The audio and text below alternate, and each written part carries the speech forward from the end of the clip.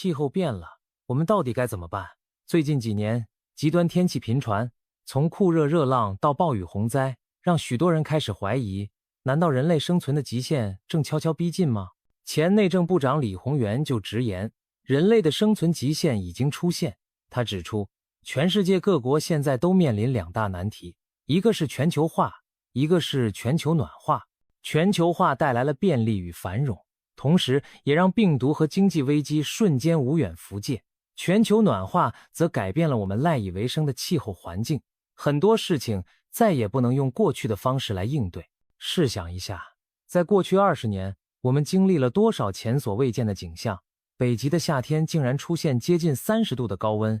永久冰层开始融化，甚至科学家还担心远古的僵尸病毒会随之重见天日。冰川消融让海平面逐年上升，南太平洋的小岛国居民眼睁睁看着家园被海水吞噬。更可怕的是，气候变迁带来的某些影响可能是不可逆的。当格陵兰的冰盖开始融化，一旦到达临界点，我们就算想踩刹车也来不及。雨林一旦大量，整个生态系统就无法复原。我们这一代人正亲眼目睹地球环境发生翻天覆地的变化，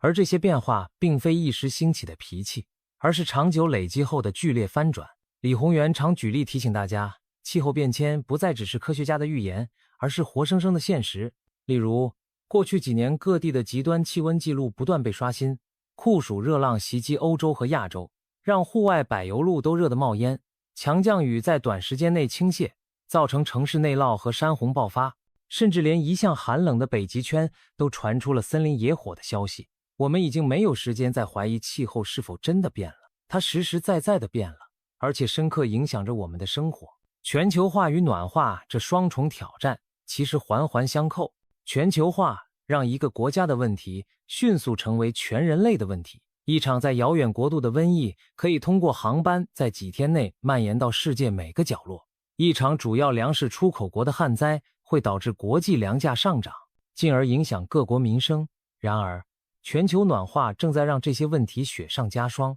气候异常导致粮食减产、资源短缺，更容易引发地缘冲突和难民潮。在这种情况下，人类社会仿佛被推到了前所未有的压力测试中。我们不得不思考，我们赖以生存的这个地球环境还能承受人类多少折腾？我们又该如何在夹缝中寻找出路？在全球局势动荡、气候危机四伏的同时，台湾还面临另一个独特的挑战，与邻近的中国大陆既竞争又合作的微妙关系。所谓竞合，指的是竞争中有合作，合作中有矛盾。两岸关系正是如此，经济上你中有我，我中有你，政治上却暗潮汹涌，剑拔弩张。李鸿源观察到，台湾与中国大陆的互动宛如跳探戈，一方面台商大举西进，在对岸投资设厂，共享庞大的大陆市场红利；另一方面，两岸政治分歧依旧，军事上的对峙与敌意时不时浮上台面。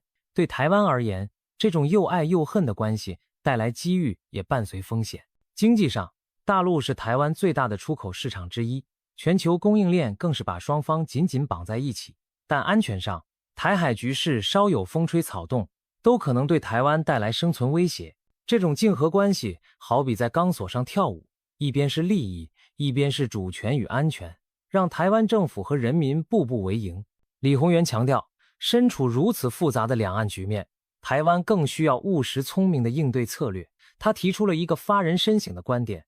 不要把两岸议题永远锁在统一或独立的意识形态之争里。相比抽象的统独之争，民生经济和实际合作其实更切身，也更重要。他举例说，两岸完全可以在一些谁都无法说不的领域合作，比如天然灾害的防救、传染病的联防、环境保护等等。毕竟天灾人祸不会理会政治立场，台风来了，地震来了，救人防灾是任何一方都无法拒绝的共同利益。如果台湾能与对岸在防灾减灾上对话合作，不仅能保障人民福祉，也是为区域稳定贡献力量。这样实质的合作才可能为紧绷的两系找到一丝缓冲与转圜的空间。然而现实往往事与愿违，长期以来，两岸交流常被贴上政治标签，很多原本可以携手共赢的机会白白浪费。比方说，台商在大陆发展绿色能源或永续农业，本来能成为两岸合作的新亮点，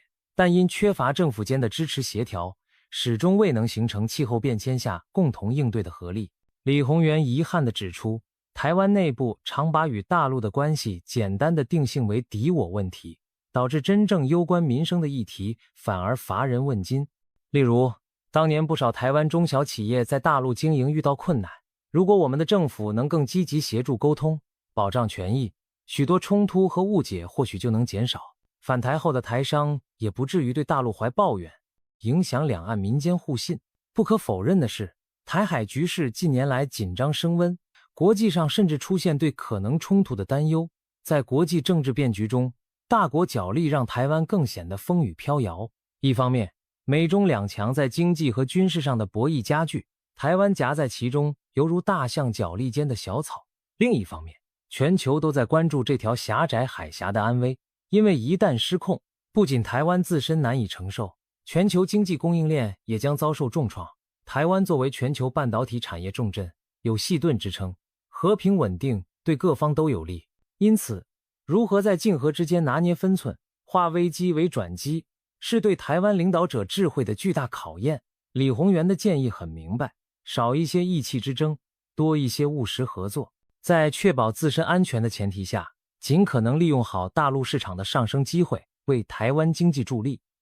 同时也向国际展现台湾愿意当一个负责任的参与者，而非麻烦制造者。面对内忧外患，台湾该如何自处？李鸿源常提醒大家，台湾毕竟是个小国，小国就要有小国的生存之道。我们不需要逞什么世界强国的英雄主义，而更应该脚踏实地，当个聪明的国家。他幽默地说，台湾不用伟大，变聪明就好。这句话点出了重点，小国要的不是假大空的面子，而是精明务实的里子。所谓聪明治理，首先就是要善于集中资源，做好最关键的几件事。小国家本钱有限，如果样样都想要，最后往往哪样都顾不好。与其如此，不如选择对国家生存发展最重要的领域，全力以赴做到极致。李鸿源举过国际上的例子来说明这点，像荷兰、新加坡、以色列这些小国，无一不是找准自己的定位，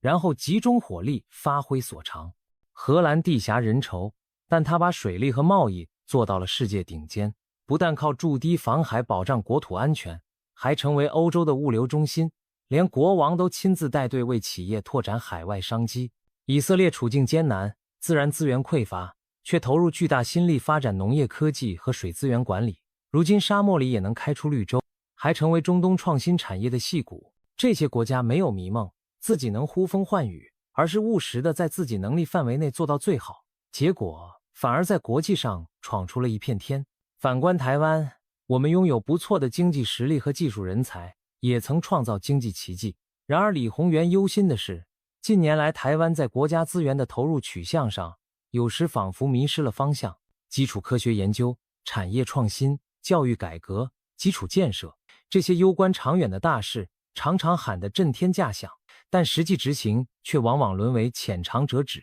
反倒是一些短期内看得到选票的小确幸政策，占用了大量预算与精力。久而久之，台湾有可能在国际竞争中逐渐失去优势，甚至陷入李鸿源口中二流国家的困境。要避免这样的未来，台湾需要一个聪明的政府，懂得帮国家摆对位置。聪明的政府会承认我们就是小国，因而更讲究灵活变通与长远规划。例如，在外交上，小国要懂得迂回与平衡之道，不逞一时之勇，争取最大的国际空间。在内政上，资源有限，更要精打细算，用在刀口上。该花的地方不能省，不该花的绝不浪费。李鸿源认为，小国要集中资源做好一件事的道理，同样适用于政策选择。比方说，当气候变迁已是不可回避的课题，我们就应该投入更多资源在减缓与适应上，而不是把大把钱砸在面子工程或意识形态之争上。当年台湾一度热衷于盖华而不实的巨大建设计划，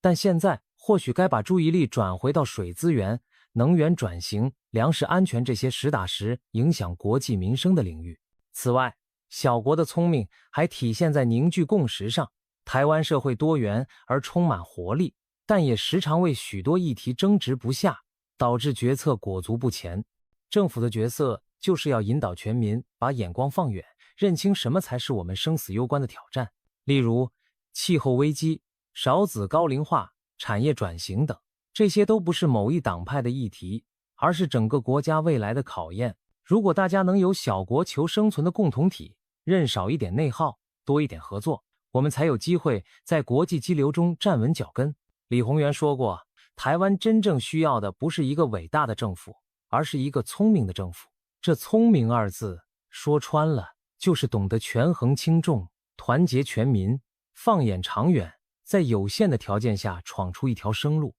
气候变迁带来的影响不止于天气变化，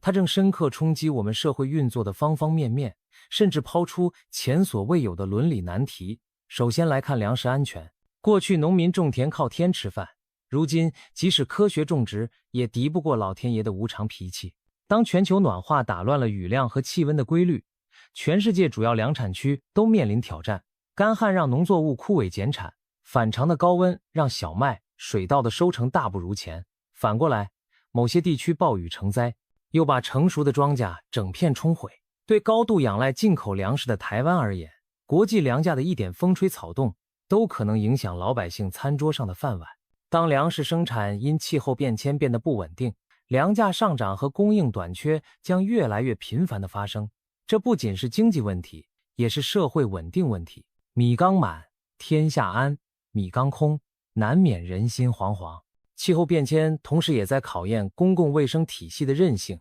随着气温升高，许多过去局限在热带的疾病开始向更高纬度和高海拔地区扩散，像是登革热、疟疾等蚊媒传染病，原本在台湾只偶见于南部，如今北部也出现了踪迹。因为暖化让病媒蚊有了适宜的生存环境。另外，全球融冰正将一些沉睡的威胁重新唤醒。在遥远的西伯利亚冻土层，就曾因为融化而释放出陈年炭疽菌孢子，导致人畜感染。科学家警告，永久冻土中封存的未知病毒一旦重见天日，我们可能毫无免疫力，后果难以预料。试想，一场新型传染病大流行正可能因气候因素被引爆，这绝不是耸人听闻。更何况，在全球化时代，病毒不需要护照就能登上飞机环游世界。我们才刚从新冠疫情中走出没多久，就更应该对此有切身体会。除了身体健康，气候危机还对人类的良知和伦理提出了挑战。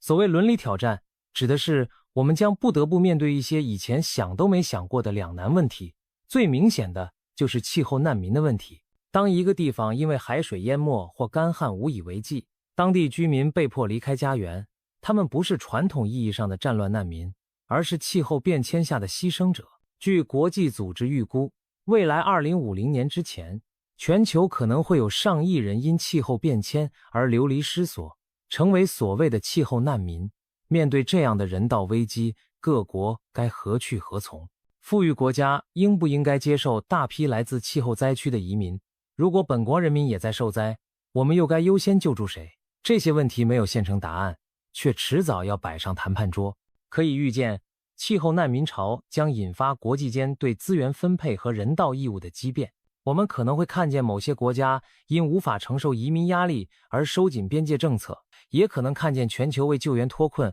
而建立新机制。无论如何，人类将被迫重新审视彼此间的道义联系。当灾难来临时，我们究竟是一家人，还是各顾各的孤岛？气候变迁引出的伦理难题不仅如此。想象一下，在某些极端情境下，可能连生命的取舍都变成沉重的抉择。比如超强飓风过后，救援资源严重不足，医护人员必须决定先救哪一批伤患。又或者面对长期干旱，一个社区不得不限制用水，甚至考虑是否继续让水耗费大的产业存续。这些抉择背后其实都是价值观的考验。当气候灾难变得频繁且严重，我们的社会准备好这些艰难讨论了吗？要维持文明与道德的底线，还是会出现为了生存不得不改变原则的情况？这些问题听起来沉重，但李鸿源提醒我们，未雨绸缪正是现在。一场疫情已经让全世界经历了医疗资源如何分配的灵魂拷问，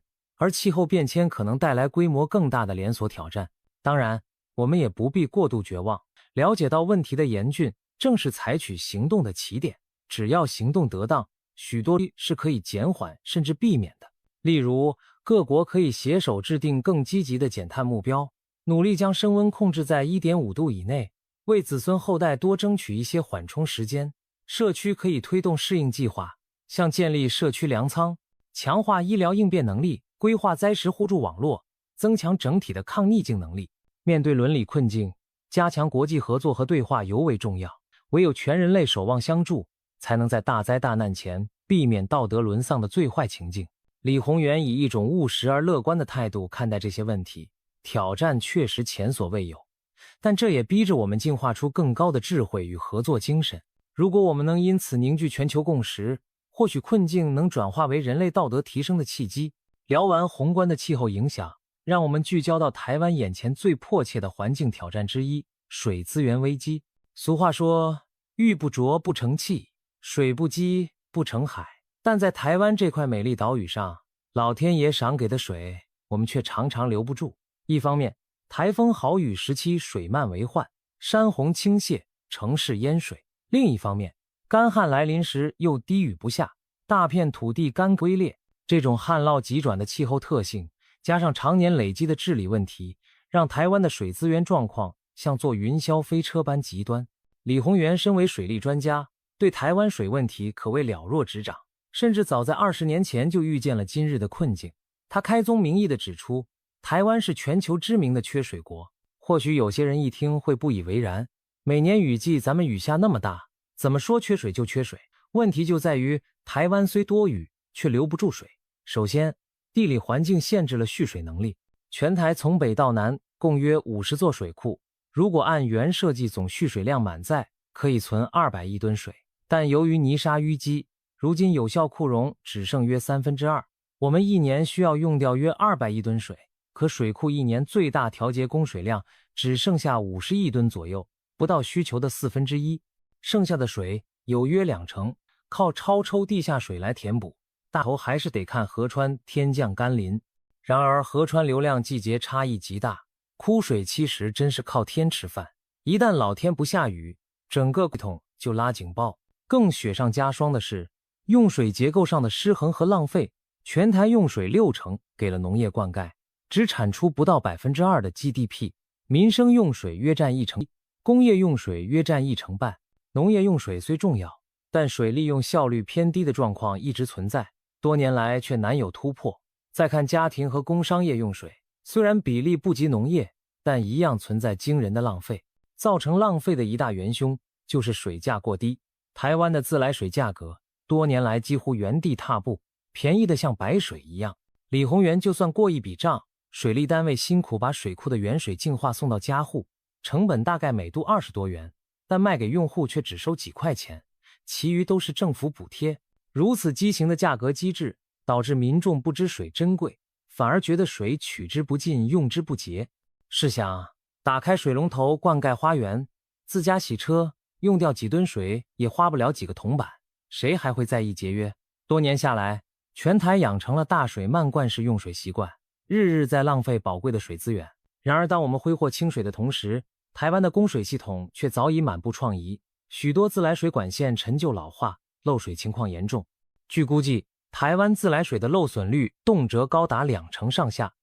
这意味着从水厂出发的水有将近1/5在到达用户前就漏光了。如此惊人的漏水，就好比我们辛辛苦苦挑水回家，路上洒了一大半，偏偏补救的方法其实也不难，就是更新管线，区隔管网检测漏，但需要持续的投资与管理。而当水价长期严重偏低，水务单位拿不到足够经费去升级系统，恶性循环就此形成。水越缺越要开源节流，但又没钱修水管、盖新设施，只能继续委曲求全，靠老天。如此局面，岂能不让专家们忧心？李宏源几度疾呼，解决缺水危机势在必行，而且破解的关键在于合理水价4个字。所谓合理水价，就是让水的价格反映它真正的成本和价值，而非廉价到被轻忽。他建议学以色列的做法，采取阶梯式的差别费率，保障每人每日基本用水的低价。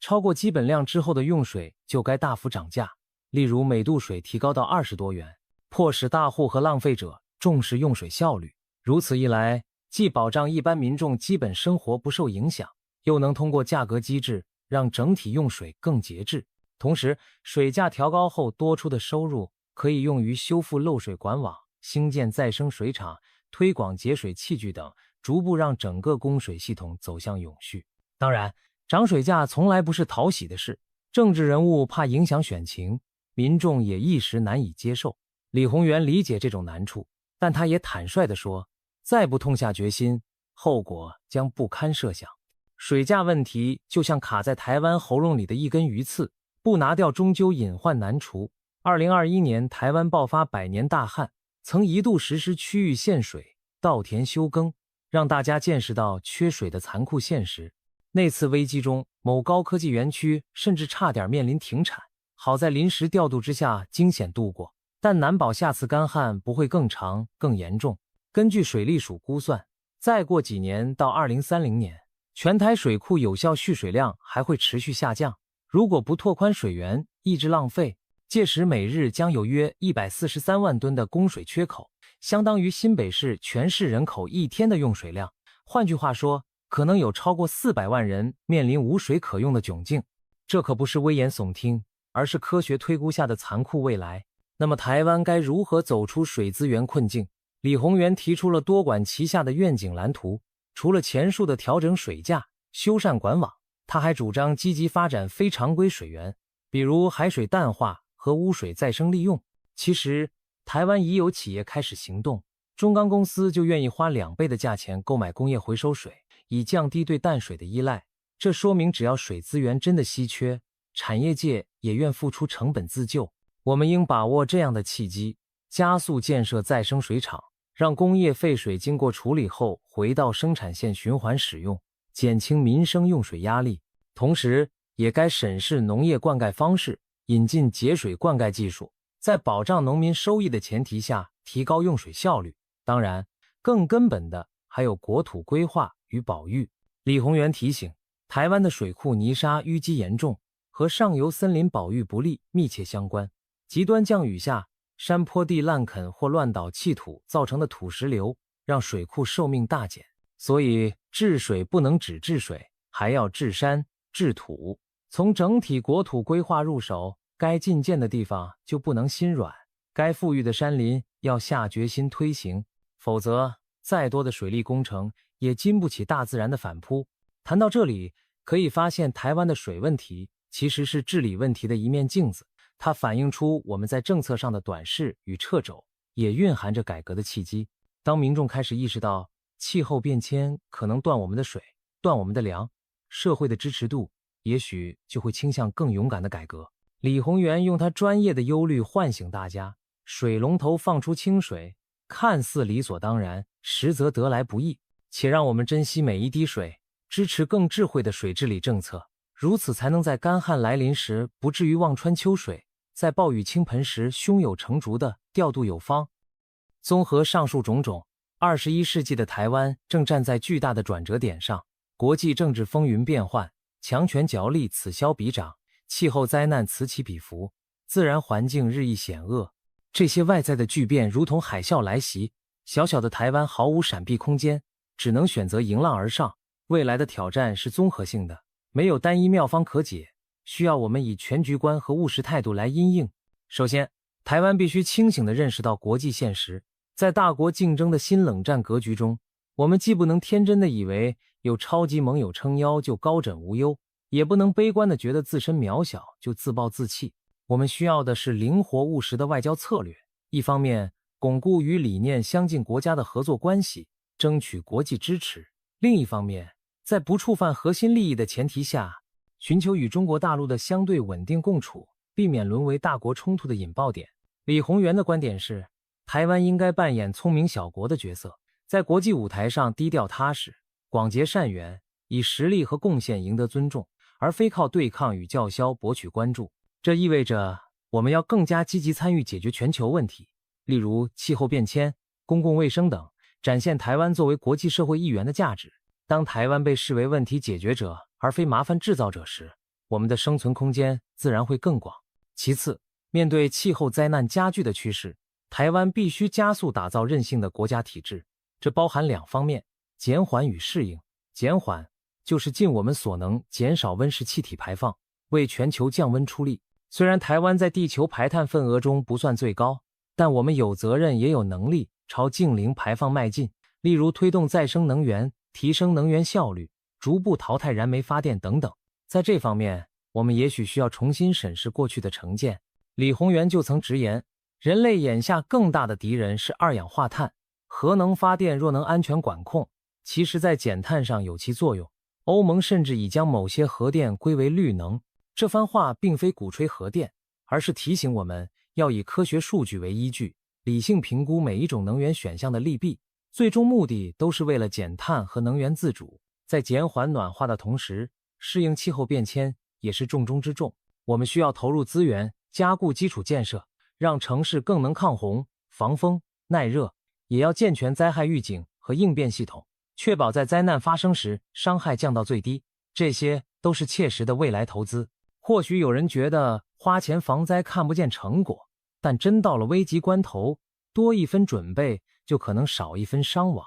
再次，台湾社会要培养居安思危的意识和灵活应变的心态。过去几十年，我们习惯了繁荣，仿佛天经地义，但全球变局告诉我们，安逸并非理所当然，而是需要努力维护和随机应变。这几年，疫情教训、国际供应链中断、战争引发的能源、粮食危机，无不提醒着我们必须有 Plan B， 甚至 Plan C。对台湾而言，关键领域如粮食、能源、科技供应链都要有备援和紧急方案，比如提高粮食自给率，至少在进口受阻时有基本供应；再比如能源来源多元化，不把鸡蛋都放在进口天然气一个篮子里；还有关键产业技术要自己掌握，以免受制于人。政府在这方面的角色至关重要，要超前部署，做最坏打算。但每一个民众也不是局外人，从家庭到企业，都该思考如何增强自身抵御风险的能力。唯有整个社会都绷紧弦，我们才能共同度过未知的风暴。最后，也是最重要的，就是心态上的务实。李鸿源多次强调务实二字，因为华丽的口号挡不住现实的巨浪。务实意味着承认问题的存在，不回避，不粉饰，意味着专注于做出改变，而不只是空谈理想。在全球化与暖化的双重夹击下，台湾没有浪费时间内耗的本钱。我们或许无法改变风暴的路径，但我们可以决定自己以什么姿态迎接风暴，是提前筑好堤防，备妥船只，还是临到眼前才手足无措。差别就在于我们此刻的抉择。展望未来，挑战确实艰巨，但台湾并非全无胜算，毕竟我们拥有民主活力、科技实力和人民的韧性，这些都是危机中的宝贵资产。如果能听取像李鸿源这样专家们的忠言，及早布局，我们完全可以化危机为转机，让全球化为我所用，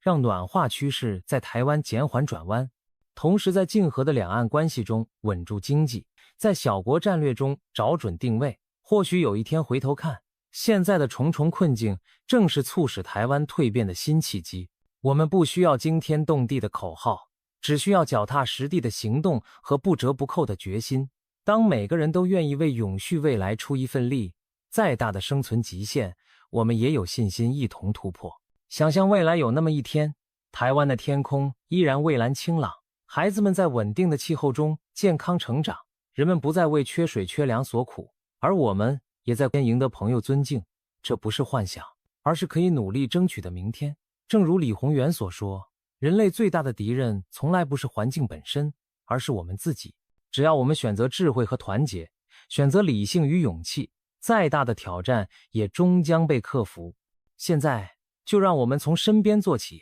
为地球尽一份心，为台湾尽一份力，迎向未来风雨无阻的旅程。